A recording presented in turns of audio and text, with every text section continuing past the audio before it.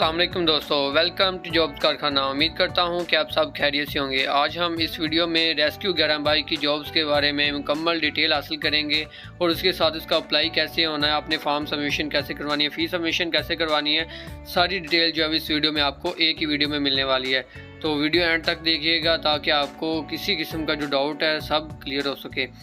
तो चलिए शुरू करते हैं। सबसे पहले आपने करना क्या है, www.rescue.government.pk जो है आपने गूगल पे सर्च कर लेना है। तो आपके सामने रेस्क्यू 11/22 की जो वेबसाइट है वो ओपन हो जाएगी। वेबसाइट ओपन होने के बाद आपको ऊपर बार में आप देखेंगे तो जॉब्स का ऑप्शन आपको नज़र आ रहा होगा। तो जॉब्स पे क्लिक करेंगे तो यहाँ पे एक्टिव जॉब्स लिखा नज़र आएगा आपको। एक्टिव जॉब्स पे आपने क्लिक कर देना है। क्लिक करने के बाद आपको जितनी भी रेस्क्यू में जो जॉब्स आई होंगी उनका जो एडवर्टाइजमेंट आपको यहाँ मिल जाएगा। तो ये देखें, जो एडवर्टाइजमेंट है रेस्क्यू की जानिब से वो यहाँ पे दिया गया है। तो इसमें बेशुमार जो पोस्ट हैं वो अनाउंस कर दी गई हैं। तो सबसे पहली जो पोस्ट है वो डिप्टी डायरेक्टर की है और इसमें जो क्वालिफिकेशन रिक्वायर्ड है वो मास्टर इन प्रोजेक्ट मैनेजमेंट में और रेलिवेंट एक्सपीरियंस भी चाहिए, 7 साल का एक्सपीरियंस चाहिए और एज लिमिट जो है वो 30 से 40 साल है। दूसरी पोस्ट जो है वो डिप्टी डायरेक्टर की है और इसमें भी आपको MBA चाहिए या इंजीनियरिंग में डिग्री आपकी चाहिए और इसमें 15 साल का एक्सपीरियंस जो होना चाहिए और एज लिमिट जो है वो 35 से 50 साल है। नेक्स्ट जॉब जो है वो एमरजेंसी ऑफिसर की है इसमें और वो लॉ डिपार्टमेंट है। LLB चाहिए सेकंड डिवीजन के साथ और एज लिमिट जो है 24 से 40 इयर्स चाहिए और 2 साल का साथ इसमें एक्सपीरियंस चाहिए। उसके बाद एमरजेंसी ऑफिसर फायर सेफ्टी में है, इसमें BSc इंजीनियरिंग चाहिए, सिविल में हो, इलेक्ट्रिकल में हो, ट्रांसपोर्टेशन में हो और इसमें एज लिमिट जो है 24 से 32 इयर्स है। उसके बाद नेक्स्ट बात करें तो कंप्यूटर प्रोग्रामर की पोस्ट हैं, 4 पोस्ट हैं, web.php डेवलपर, web.net डेवलपर और एंड्रॉयड जो मोबाइल एप्लीकेशन डेवलप करते हैं उनकी रिक्वायर्ड है और iOS जो आईफोन की एप्लीकेशन डेवलप करते हैं वो एक कंप्यूटर प्रोग्रामर रिक्वायर्ड है। तो इसमें भी एज लिमिट जो है 24 से 32 इयर्स है। उसके बाद है इन्फोर्समेंट ऑफिसर। इन्फोर्समेंट ऑफिसर के लिए जो है वो आर्म्ड फोर्सेस से रिटायर्ड पर्सन अप्लाई कर सकता है। उसका 10 साल की सर्विस होनी चाहिए और उसका मेजर से कम रैंक नहीं होना चाहिए।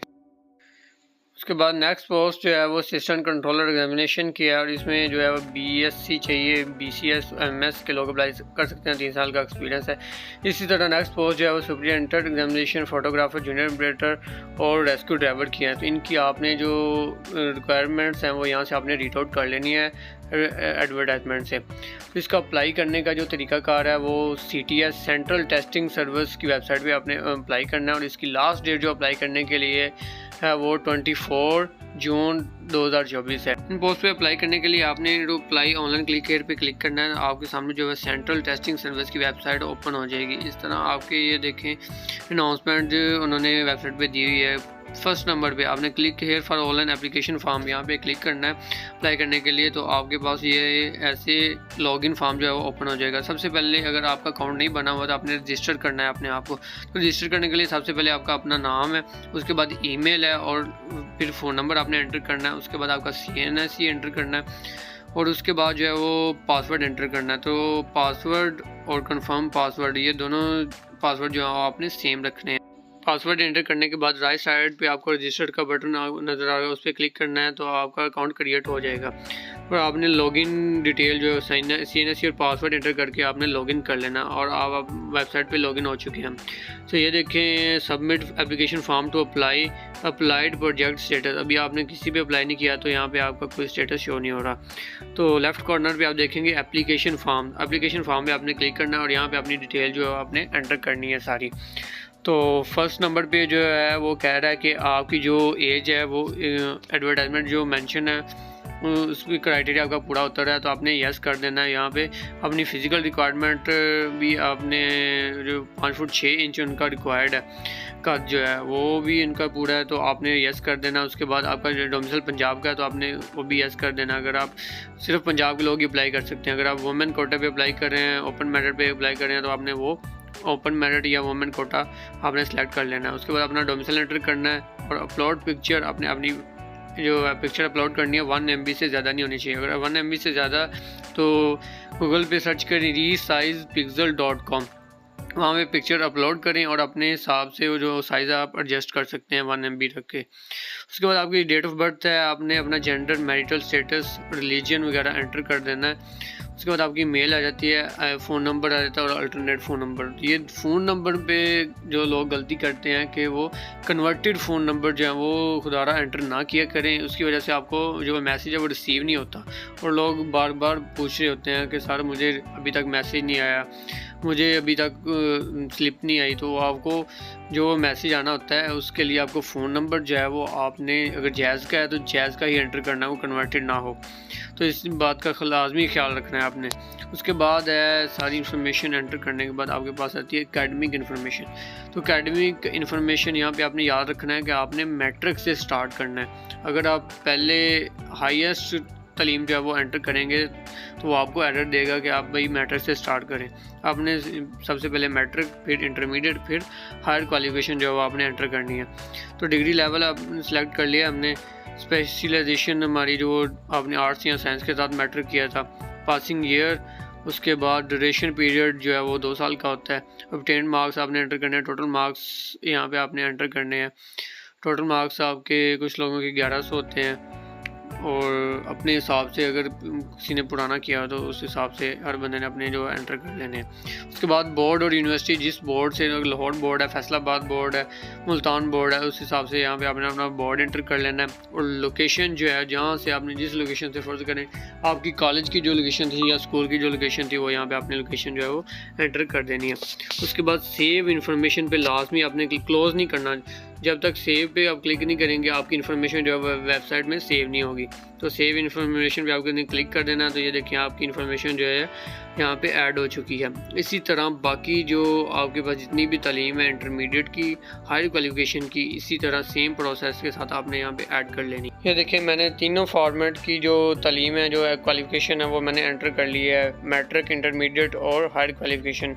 उसके बाद प्रोफेशनल इन्फॉर्मेशन। प्रोफेशनल इन्फॉर्मेशन का मतलब ये है कि अगर आपने कोई प्रोफेशनल डिप्लोमा किया हुआ है, DA डिप्लोमा है या कोई नर्सिंग का डिप्लोमा है, पैरामेडिकल डिप्लोमा है या कोई और डिप्लोमा है, तो यहाँ से आप सेलेक्ट कर सकते हैं। या अदर पे आपने क्लिक करेंगे तो अदर पे आपको डिप्लोमे का नाम लिखना होगा, ईयर ऑफ पासिंग, कब आपने पास किया था, total marks, percentage, awarding body, मतलब किस महकमे की या किस अदारे की तरफ से आपको दिया गया। तो सेव चेंजेस पे आपने क्लिक कर देना है। तो आपका यहाँ पे प्रोफेशनल इन्फॉर्मेशन जो वो ऐड हो जाएगी। उसके बाद एम्प्लॉयमेंट इन्फॉर्मेशन, अगर आप एम्प्लॉयड हैं, करंटली एम्प्लॉयड है, आप कहीं पे काम कर रहे हैं तो वहाँ आप एम्प्लॉयड पे क्लिक करेंगे तो यहाँ पे आपको फिर अपनी एम्प्लॉयमेंट इन्फॉर्मेशन जो वो देनी पड़ेंगी। तो मैं अनएम्प्लॉयड हूँ तो मैंने अनएम्प्लॉयड जो है कर लिख दिया। उसके बाद डू यू नो स्विमिंग, अगर आपको स्विमिंग आती है यस कर दें, नहीं आती तो नो कर दें। उसके बाद आपके पास अगर वैलिड ड्राइविंग लाइसेंस है, अगर है तो आप एंटर कर सकते हैं। ड्राइवर के लिए तो लाजमी है कि उसने यहाँ पे लाइसेंस की जो इन्फॉर्मेशन है वो एंटर करनी है। तो licence type, LTV, licence number उसने एंटर करना है, licence issue date, expiry date और लाइसेंस इशू सिटी, किस सिटी से उसका लाइसेंस जो है वो इशू हुआ है। तो ड्राइवर के लिए जो तालीम रिक्वायर्ड है वो मैट्रिक है और इसमें जो एक्सपीरियंस उन्होंने नहीं मांगा हुआ। एज लिमिट 20 से 30 साल है। तो ड्राइवर के लिए खुशखबरी है, यहाँ पे उन्होंने एक्सपीरियंस नहीं मांगा हुआ, सिर्फ उसकी मैट्रिक तालीम होनी चाहिए और LTV ड्राइविंग लाइसेंस होना चाहिए उसके पास। दूसरा लाइसेंस एक्सेप्टेबल नहीं होगा। और कुछ लोग यहाँ पे सवाल करते हैं कि सर मेरे पास लर्नर लाइसेंस है तो क्या मैं अप्लाई कर सकता हूँ। तो टेस्ट डेट से, स्किल टेस्ट डेट से पहले अगर आप अप्लाई कर सकते हो, लेकिन स्किल टेस्ट डेट से पहले आपके पास वैलिड ड्राइविंग लाइसेंस जो वो होना लाजमी है। उसके बाद are you current applied in rescue, तो सबसे पहले अगर आप पहले से रेस्क्यू के मुलाजिम हैं तो आपने यस करना है, नहीं तो आपने नो करना है। और उसके बाद पाक आर्मी से आप रिटायर्ड हैं या तो आपने यस पे क्लिक करना है। तो फिर आपको जो पाक आर्मी की जो मुकम्मल डिटेल है, आपकी रिटायरमेंट डेट, उसका रैंक वगैरह, उसका डेजिग्नेशन आपने यहाँ पे एंटर करना है अगर आप यस पे क्लिक करेंगे। तो मैंने नो पे क्लिक किया हुआ है। सबमिट के बटन पे क्लिक करेंगे तो इस तरह आपकी प्रोफाइल जो वो कंप्लीट होएगी। Thanks, you have successfully completed your profile, please select your desired post. अब आपने जिस पोस्ट के लिए अप्लाई करना है वो पोस्ट सेलेक्ट करनी है। तो आपको सबसे पहले ऊपर नज़र आ रहा होगा click here to apply rescue 11 by advertise post. भाई एडवर्टाइजमेंट में जो पोस्ट दी गई हैं उस पर अप्लाई करने के लिए आपने उस पर क्लिक कर देना है, click here to apply rescue 11 by jobs के बारे में। उसके नीचे आपको नज़र आएगा अप्लाइड प्रोजेक्ट स्टेटस। तो आप यहाँ पे वो अभी ब्लैंक शो कर रहा है, यहाँ पे हमने अभी किसी पोस्ट पे अप्लाई नहीं किया हुआ, तो यहाँ पे आपको कोई भी स्टेटस या कोई भी इन्फॉर्मेशन जो वो शो नहीं हो रही।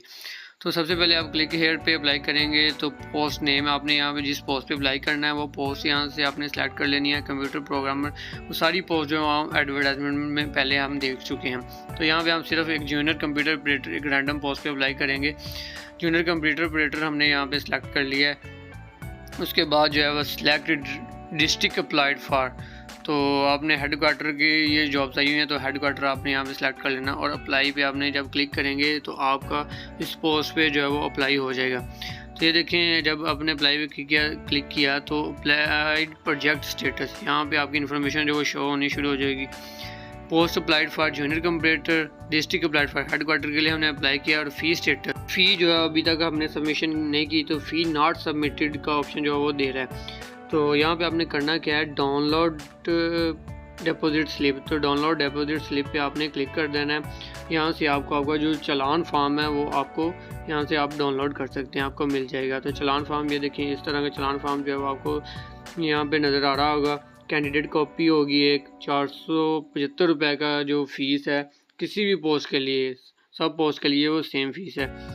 किसी भी पोस्ट के लिए अप्लाई करेंगे तो 475 रुपये फ़ीस है। यहाँ इस तरह आपने जो चालान फॉर्म, एक कैंडिडेट कॉपी होगी, एक बैंक कॉपी होगी और एक CTS कॉपी होगी।